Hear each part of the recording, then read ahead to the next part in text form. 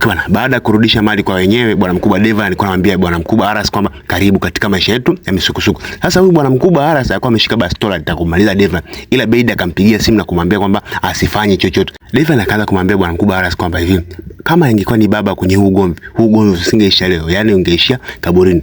Yule dereva kauliza, jamani tunaelekea wapi? Anambia hivi, nipeleke nyumbani kwangu nikamuone Aziza. Sasa akiwa ndani ya gari, bwana mkubwa Devan anapigwa simu na huyu jamaa mzee, anamwambia sikiliza, wewe dogo unajifanya mjanja sana, si ndio? Umetufanyia nini? Naona sasa mzigo uliotupa wote ni fake.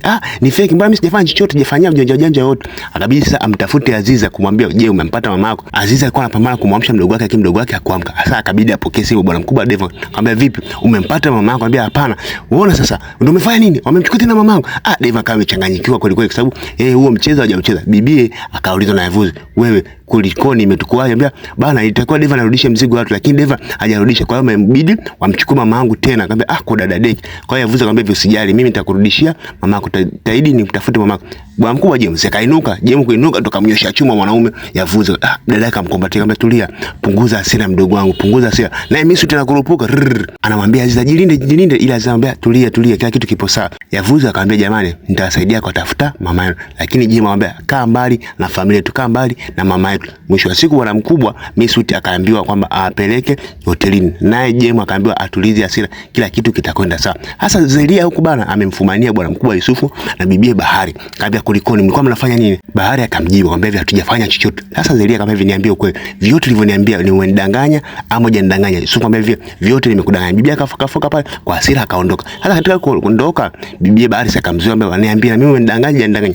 Melissa kuona sasa ule ugomvi unakuwa mkubwa, kabidi aambie wale mashoga zake na Bahari watoke nje. Bwana mkubwa Devan akafika mpaka hotelini. Kufika mpaka pale hotelini akamwambia Aras, wewe baki zako hapo, acha mimi kaongea na mzee wangu. Sasa bwana Aras akapigiwa simu na mzee akamwambia vipi, muone udogo janja alifanya janja pia, huyu dogo hajachukua chochote kile. Hasa kwa upande wa pili mzee Vahabu kumbe ndo kachukua ule mzigo kauficha. Hakuna mtu yote anayejua zaidi yake yeye na mke wake pamoja na mlinzi wake. Akamwambia hivi, tafadhali naomba hii siri ibaki katikati yetu. Devan anakuja.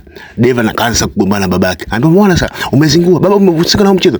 Babake akamwambia ndio, nimefanya hivyo kwa ajili ya familia yangu, mimi bado ndio kiongozi wa ile huko. Hasa bwana mkubwa sasa hivi kashaelewa na penzi la Aziza, yani yeye asikii aambiliki. Kumbe bwana katika ule mzozo mzima bwana mkubwa Aras alikuwa anafuatilia kupitia kamera, ametega kamera kwenye huo mzozo, kwa kana anajaribu kusikiliza. Mama yake anambia mwanangu umeshachanganyikiwa, sio wewe kabisa.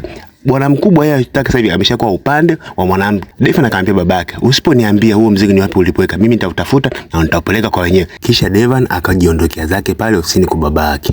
Sasa kumbe Aras alikuwa anatazama ule ugomvi mwanzo mpaka mwisho.